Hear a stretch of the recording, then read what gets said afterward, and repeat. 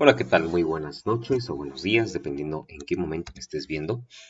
Eh, Vamos a avanzar con otro pequeño tema, por eso lo vemos aquí de manera asíncrona, como parte de la tarea, este, en la cual mm, vamos a hablar de funciones de este tipo, a por x a la n.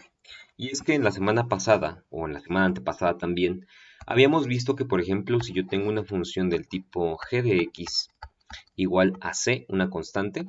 Entonces, si yo derivo esta función g' de x, lo que voy a obtener es 0. ¿Sí? La derivada de una constante 0. Habíamos visto también que si yo tengo una función h de x igual a c por x elevado a la potencia 1, cuando yo derivara esta función h' de x, esto iba a ser igual a c. Y te ponía algunos ejemplos, ¿no? Que si yo, por ejemplo, tenía la función 6x y lo derivo, entonces el resultado va a ser 6. Si yo tengo la función 1/3 de x y lo derivo, entonces el resultado va a ser 1/3. Si yo tengo menos raíz de 2 por x y derivo esto, pues el resultado va a ser menos raíz de 2. La constante siempre sobrevive el proceso de derivación cuando está acompañada de una x. Y finalmente, la semana que acaba de terminar, vimos que si yo tengo una función f de x del tipo x a la n, la derivada era un poquito más compleja, pero la regla es, bueno, si la pensamos bien, si la repetimos una y otra vez en la cabeza, va a ser bastante fácil de recordar. Y decíamos que f' de x va a ser algo del tipo n por x a la n menos 1. Y comentábamos que en este caso era fácil recordar porque n va a cumplir ahora dos papeles, ¿sí? El primer papel va a ser el de coeficiente, se va a bajar como un coeficiente multiplicando la x. Y el otro papel es que va a seguir siendo una potencia, pero a esa potencia se le va a restar una unidad. Y entonces por aquí pues hay que hacer un poquito de relajo con las potencias, resta de fracciones y demás, pero no es difícil. Ahora, si nosotros mezclamos alguna de esas propiedades, una constante, pero ya no por una x a la 1, sino por una x a la n, ¿cuál será la derivada? Bueno, la respuesta es casi intuitiva, digo, hasta adivinando podríamos llegar a la respuesta correcta, pero vamos mejor a definirlo así. Se puede comprobar por la regla de los cuatro pasos, se puede comprobar por otras maneras. Sin embargo, vamos a dar la regla como tal. Si yo tengo la función m de x, de tal modo que esto sea un a por x a la n, entonces la derivada m' de x va a ser algo del tipo, ojo, a, ¿sí? Va a sobrevivir, va a ser exactamente la misma, y va a multiplicar a algo como n por x a la n menos 1. ¿Te das cuenta de que cuando yo derivo solamente parece que está derivándose x a la n? Y otra vez la a está pasando directamente como si nada. Bueno, solamente hay que tener cuidado porque en la práctica esa a va a multiplicarse con la n que está bajando como coeficiente y pues nos va a dar generalmente un número pues diferente. Vamos a ver un par de ejemplos. Si yo tengo la función n de x igual a 7 por x a la 4, por decir algo, entonces vamos a derivar. N' de x va a ser igual a ¿qué cosa?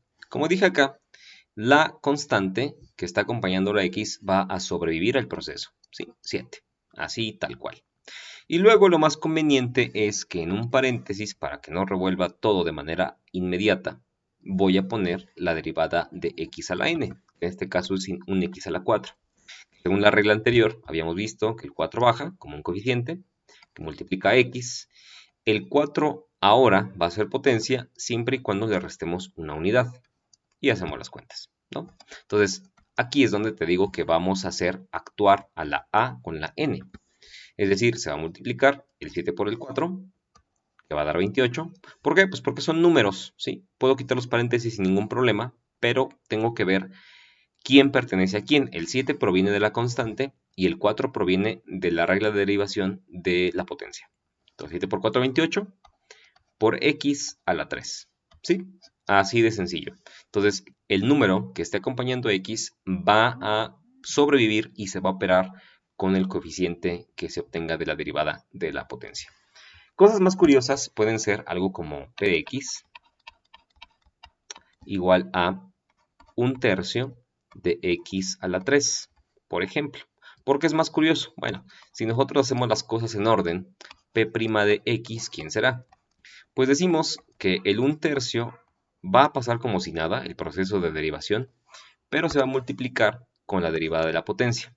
El 3 va a bajar, porque recuerda que aquí tengo una potencia igual a 3, se va a multiplicar por una x a la 3 menos 1.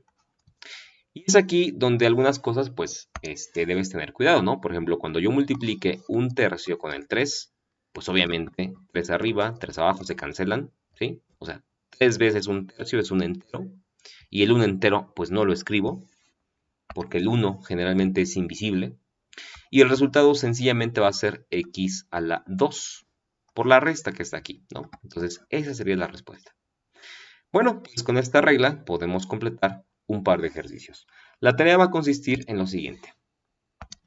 La tarea va a ser calcular las siguientes derivadas. Calcular f' de x si, vamos a poner 3 incisos. Inciso A, si f de x es igual a, ¿qué será bueno? Menos 2/3 de x a la 6. Inciso B, calcular la derivada si la función f de x es igual a, ¿qué será bueno? 3 séptimos de x a la 7. ¿Sí? Y inciso C, uno un poquito más complicado. ¿Qué tal si f de x sería igual a 4 veces raíz cuarta de x? ¿Ok? Y con eso tenemos suficiente. Bueno, pues espero que hayas puesto atención a este video y que hagas la tarea. Con las recomendaciones de siempre, tiene que ser a mano, cada hoja debe llevar tu nombre, la fotografía de evidencia debe estar bien orientada y listo, con eso es suficiente. Chao.